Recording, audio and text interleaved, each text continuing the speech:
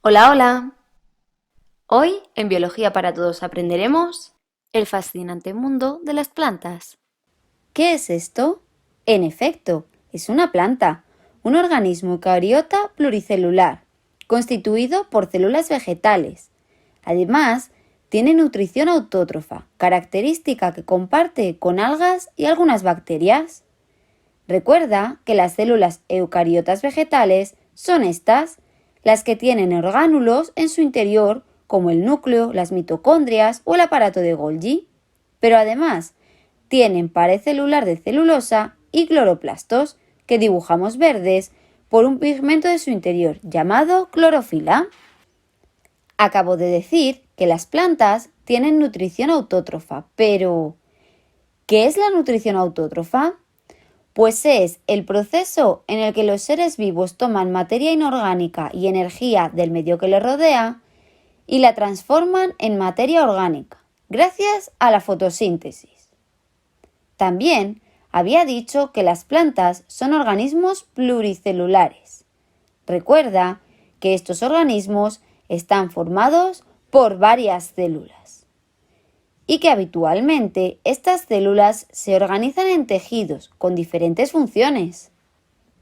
En las plantas podemos diferenciar 4 tipos de tejidos: los clorofílicos o parénquima, especializados en la fotosíntesis o el almacén de sustancias; los de sostén o meristemos, que sirven para mantener la planta erguida y crecer; los protectores suber y tejidos epidérmicos, que forman una capa externa protectora que aísla a la planta del exterior y la protege de la desecación; y los conductores, que se sitúan en el interior de las plantas y se encargan de transportar la savia bruta y la savia elaborada.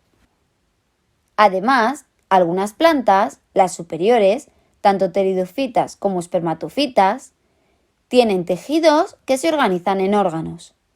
Recuerda que los órganos son conjuntos de tejidos que se asocian para realizar una función.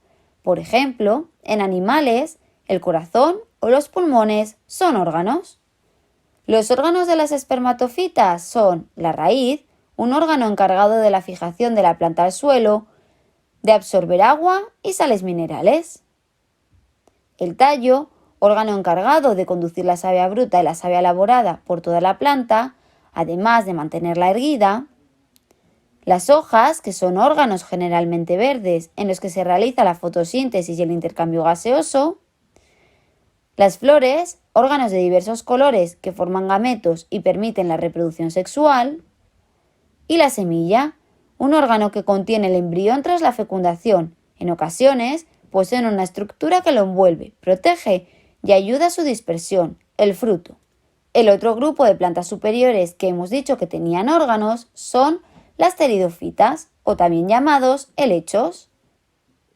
En estas, la raíz es un órgano encargado de la fijación de la planta al suelo y de absorber sustancias como agua y sales minerales. El rizoma es un tallo subterráneo encargado de fijar la planta al suelo, almacenar agua y nutrientes. Los frondes son órganos generalmente verdes en los que se realiza la fotosíntesis y el intercambio gaseoso, divididos en hojas más pequeñas o folíolos. Los soros son órganos situados en la parte inferior de las frondes, que forman los esporangios de donde salen esporas. Las esporas son las células que utilizan los helechos para la reproducción asexual. Y el prótalo es una estructura pequeña en la que se desarrollan los órganos de la reproducción sexual. Fíjate que he hablado de 2 grupos de plantas, las espermatofitas y los pteridofitos, pero aún me queda un grupo por nombrar, los briófitos. Los criterios para clasificar las plantas son la presencia o ausencia de un órgano específico para la reproducción sexual y la presencia o ausencia de tejidos conductores. A continuación, os voy a enseñar la clasificación completa de las plantas. Las plantas se pueden clasificar según la presencia de órganos especializados en la reproducción en plantas con flor, como las gimnospermas, que son plantas vasculares con flores cuya semilla no se encuentra rodeada de un fruto; son leñosas, mayoritariamente árboles de hoja perenne con forma acicular y a veces escamosas.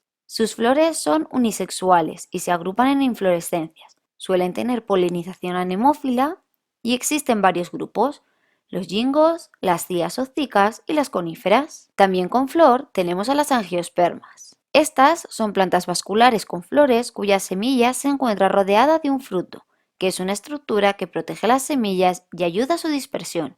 Son plantas leñosas, arbustivas o herbáceas, pueden ser de hoja perenne o de hoja caduca, y poseen flores de diferentes tipos. Tanto gimnospermas como angiospermas pertenecen al gran grupo de los espermatofitos que ya hemos visto. El otro tipo de plantas, según la presencia de órganos especializados en la reproducción, son las plantas sin flor, como por ejemplo los helechos. Estos son plantas vasculares sin flores ni fruto. Este grupo fueron las primeras plantas con vasos desarrollados de la Tierra. Los helechos no suelen medir más de 1,5 metros de altura, tienen órganos y tienen una reproducción alternante, sexual y asexual. Hasta ahora a los helechos les hemos llamado pteridofitos. Otras plantas sin flor son los musgos. Los musgos son plantas con vasos muy sencillos, sin flores ni fruto. Todas sus partes son capaces de absorber agua y sales minerales del medio. Por ello, viven en lugares muy húmedos y su altura no supera los 20 centímetros. Al igual que los anteriores, tienen una reproducción alternante, sexual y asexual. El último tipo de planta que no tiene flor son las hepáticas. Estas son plantas sin vasos, sin flores ni frutos. Todas sus partes son capaces de absorber agua y sales minerales del medio. Como no tienen vasos, las sustancias se transportan en su interior célula a célula por difusión. Esto hace que necesiten vivir en lugares muy húmedos y que no superen los 20 centímetros de altura. De nuevo, estas plantas tienen una reproducción alternante, sexual y asexual. Los musgos y las hepáticas forman parte de los briófitos. La otra clasificación para las plantas era según la presencia de tejidos especializados que forman vasos conductores por los que circula la savia.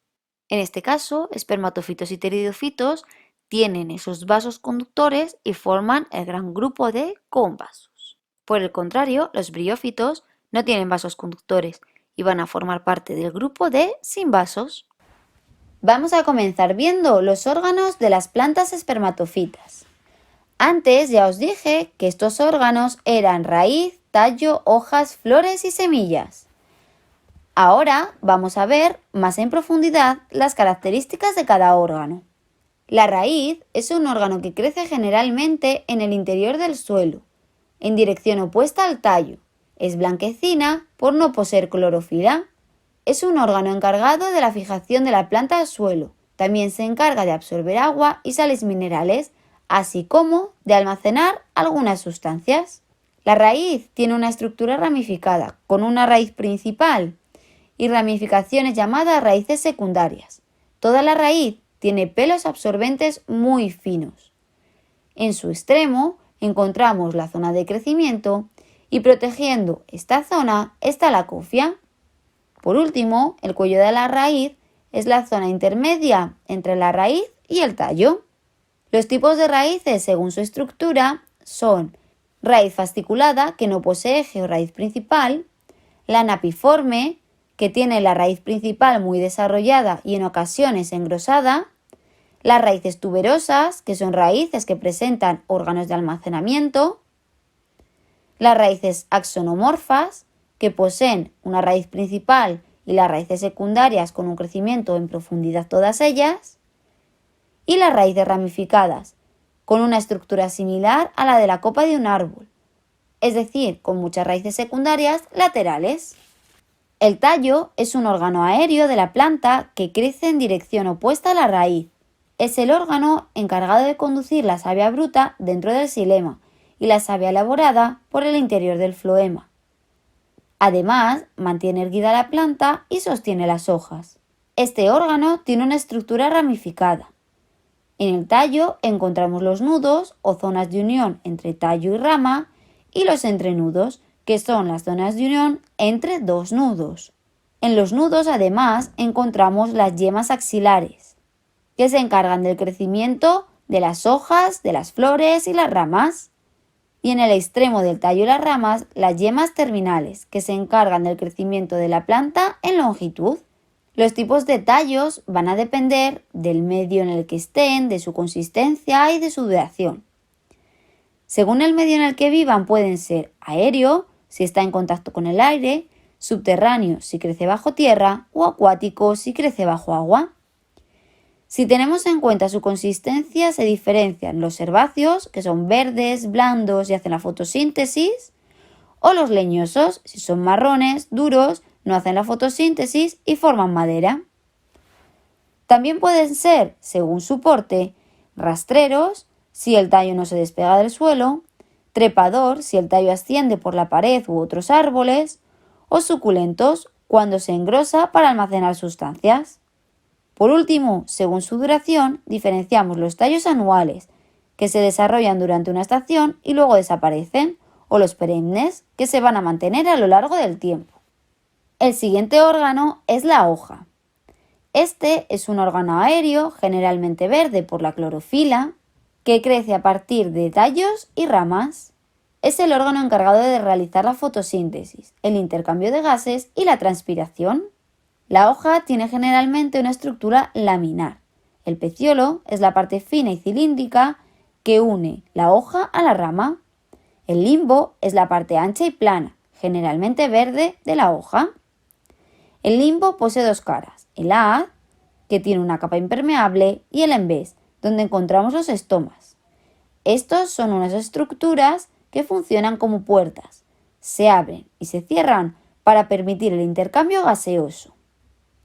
En la hoja, además, encontramos los nervios. Los tipos de hojas se van a clasificar según el número de limbos en simple, compuestas pinnadas, compuestas palmeadas o, por ejemplo, compuestas trifoliadas. Según su nerviación, pueden ser uninervias, paralelinervias, peninervias o palminervias. Según la forma de su limbo, pueden ser aciculares, lanceolada, ovalada, acorazonada o sagitada. Y según el borde del limbo, será entera, dentada, aserrada, lobulada, hendida o partida.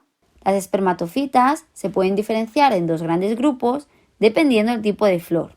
Así tenemos flores de las angiospermas y flores de las gimnospermas. Las flores de las angiospermas son órganos de plantas de diversos colores que forman gametos y permiten la reproducción sexual.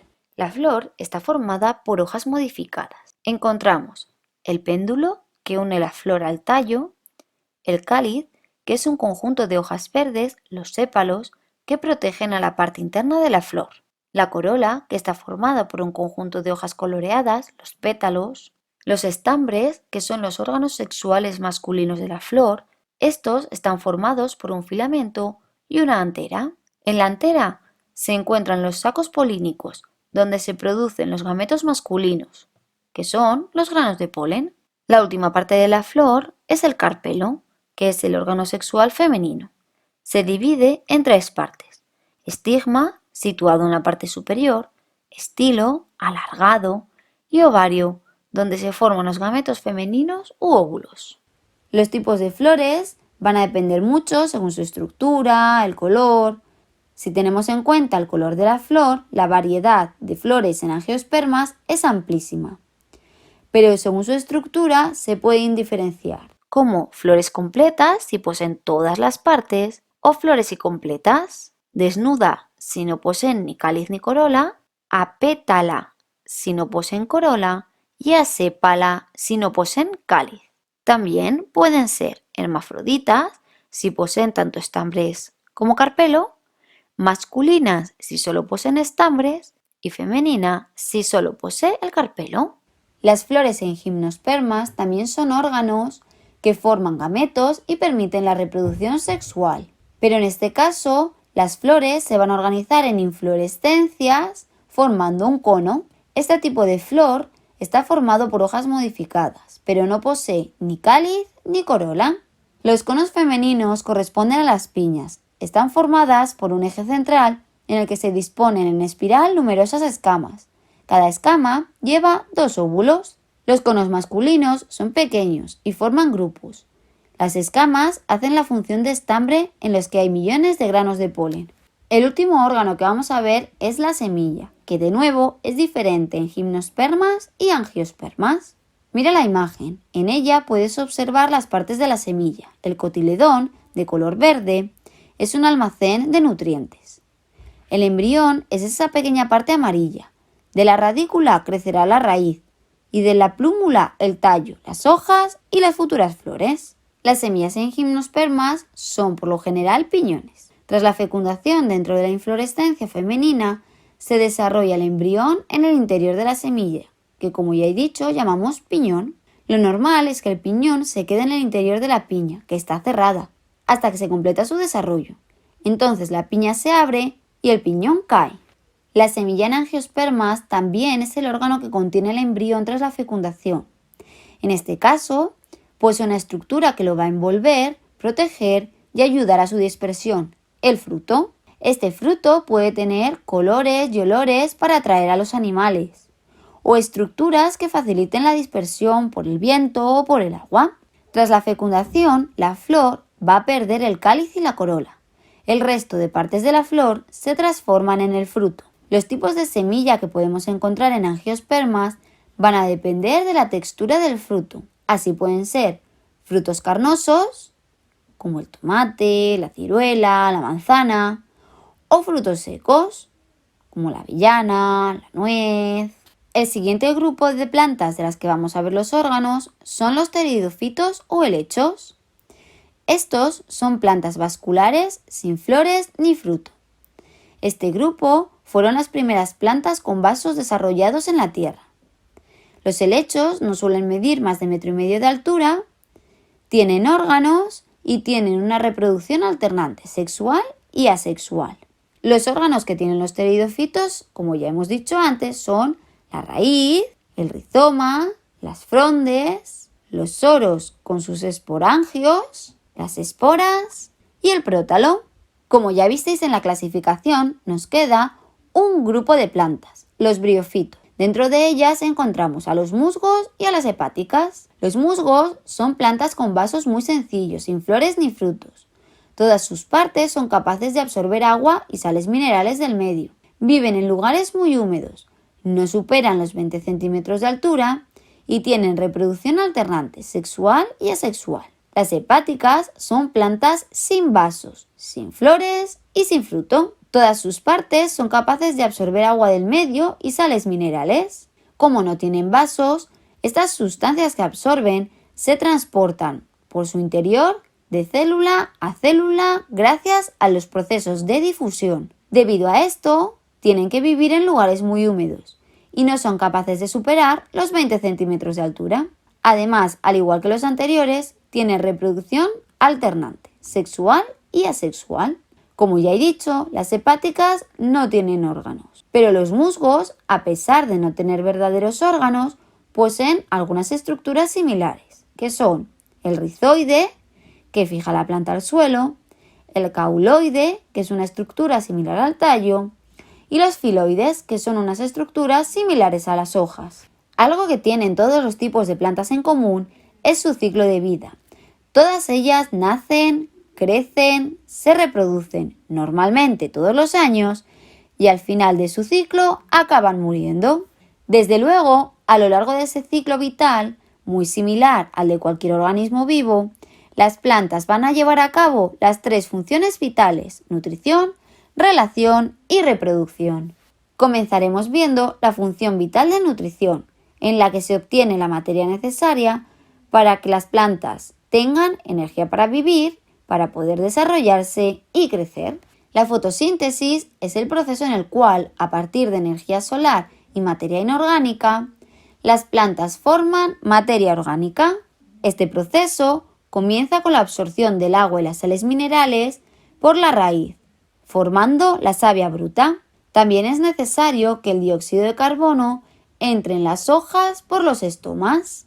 También necesitamos un proceso de transporte.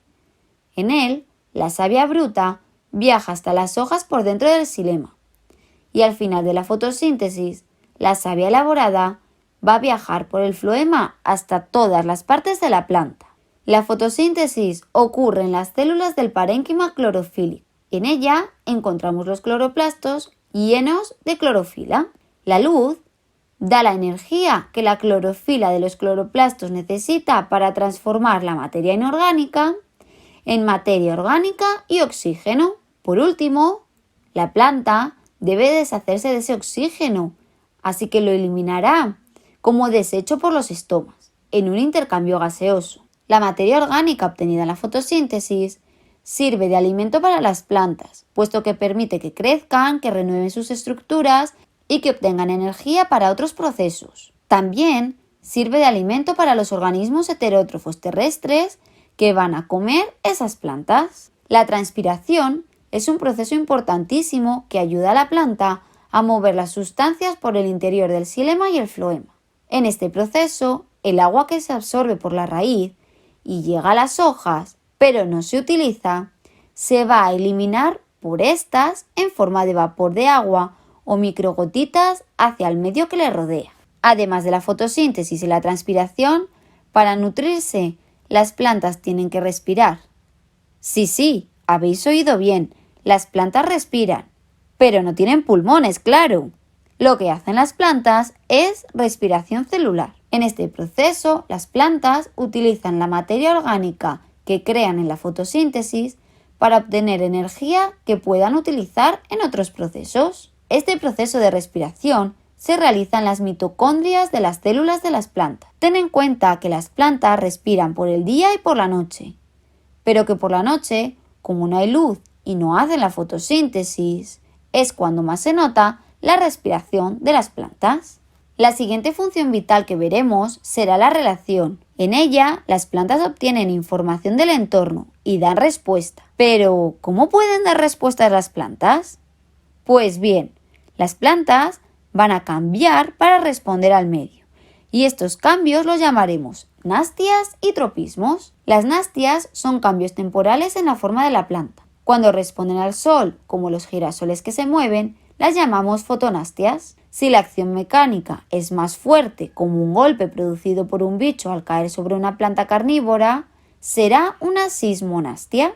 Si las estimula el contacto, como a la mimosa, es una tigmonastia. Por el contrario, si las estimulan ciertas temperaturas, como al tulipán, es una termonastia. Los tropismos son cambios permanentes en la forma de la planta. Si los cambios se producen por estímulos luminosos, será fototropismo, como lo que ocurre cuando las plantas crecen hacia la luz. Si los produce la gravedad, es gravitropismo. Esto es lo que hace que las raíces siempre crezcan hacia la tierra. Si los produce un objeto que entra en contacto con la planta, será un tigmotropismo. Por ejemplo, cuando algunas plantas son capaces de enredarse en una valla. Y si se produce por el agua, es un hidrotropismo. La tercera función vital que veremos es la reproducción o formación de nuevos individuos. La reproducción en espermatofitas puede ser sexual o asexual. Comenzaremos con la sexual. Comienza cuando una flor produce polen, que debe ser transportado hasta otra planta, proceso al que llamamos polinización. Cuando el polen llega al estigma, comienza a formar el tubo polínico, que contiene el gameto masculino. Este tubo crece hasta llegar al óvulo, donde se encuentra el gameto femenino. Solo entonces puede ocurrir la fecundación. Tras ella se forma el embrión y las estructuras que lo acompañan y formarán parte de la semilla, que podrá dispersarse, germinar y dar lugar a otro individuo. En esta reproducción sexual de las plantas con flor hemos visto un nuevo proceso, la polinización, que es el transporte de los granos de polen desde la antera de una flor hasta el estigma de otra. El polen puede utilizar el viento como vehículo, entonces lo llamamos anemocoria, o puede utilizar animales y por tanto lo llamaríamos zoocoria, como por ejemplo cualquier insecto. También hemos visto que las semillas con los nuevos embriones dentro van a viajar a otros lugares para poder crecer. Esto es la dispersión y puede ocurrir gracias al viento, gracias a que el fruto en el que estén explote, por animales o por el agua si flotan, como ocurre con el coco. Las plantas también se reproducen de manera asexual. Recuerda que esta es una forma rápida de formar nuevos individuos y que todos los nuevos individuos serán iguales que los padres. Las plantas pueden utilizar tubérculos, como la patata, que son tallos subterráneos a partir de los que crecerá un nuevo individuo. También pueden utilizar bulbos, como el ajo, que son hojas modificadas sin clorofila, pero con la capacidad de dar lugar a nuevos organismos. Los rizomas son tallos subterráneos que resisten épocas duras y pueden dar lugar a nuevos individuos, como ocurre con el jengibre. También tenemos los estolones, que son tallos aéreos, rastreros, que si se hunden en la tierra forman raíces y un nuevo individuo, como pasa con las fresas.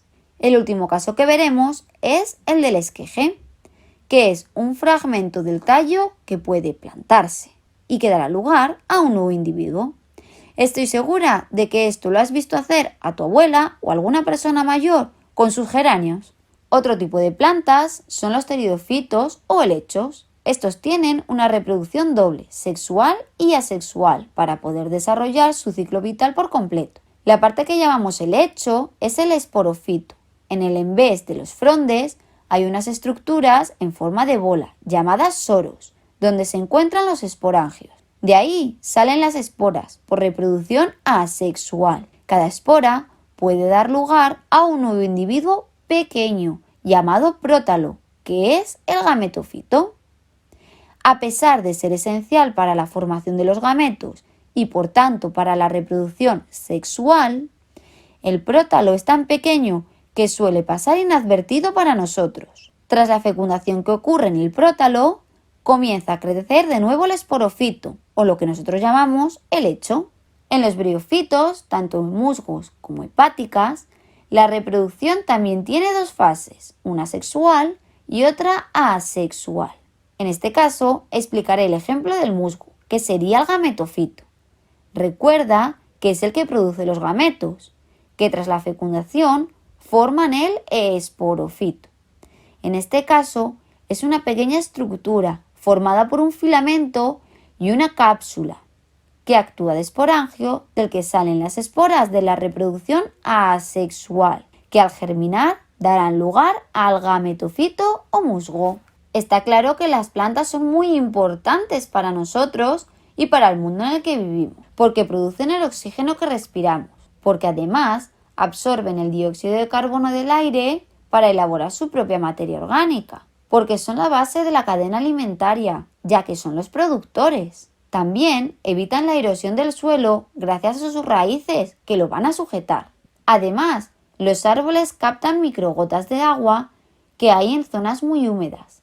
Estas gotas van a acabar cayendo al suelo, provocando que esté húmedo y que genere más vida. Por último, recuerda que participan en el ciclo del agua gracias a la transpiración o evapotranspiración, que mueve el agua desde la tierra, donde la absorbe de forma líquida, hasta la atmósfera, donde es eliminada en forma gaseosa. También has de tener en cuenta que las plantas han sido utilizadas desde hace cientos de años por el ser humano como alimentos, por ejemplo, las frutas o las verduras. También tienen un uso industrial, como materia prima para obtener tejidos de algodón o lino. Incluso el látex con el que se fabrican guantes. Su uso medicinal está muy extendido, ya que de algunas plantas podemos obtener sustancias como por ejemplo la valeriana, que nos calma. Por último, también se utilizan como ornamentación en nuestras casas y diferentes edificios. Has de tener en cuenta que las plantas podemos encontrarlas en su formación natural, sin intervención de mano del hombre, como por ejemplo en un campo o en un bosque, o en formaciones artificiales, en las que interviene la mano del hombre, como en campos de cultivo o invernaderos. Las dehesas son una de esas formaciones vegetales artificiales en las que participan los humanos, que vamos a encontrar, por ejemplo, en zonas de Salamanca. Las dehesas son zonas con árboles muy dispersos, normalmente encinas o alcornoques. Los animales se van a alimentar del fruto que dan estos árboles durante el otoño y el invierno. Sin embargo, en primavera se alimentarán de los pastos que crecen entre los árboles y en verano de los pastos que aún crecen en la sombra de esos árboles. Por ello, La dehesa es un lugar que da muchísimos recursos para la agricultura y la ganadería. Estoy segura de que alguna vez has comido jamón de jabugo. Pues bien, los cerdos suelen venir de lugares así, dehesas, en los que pueden comer muchísimas bellotas y andar un montón.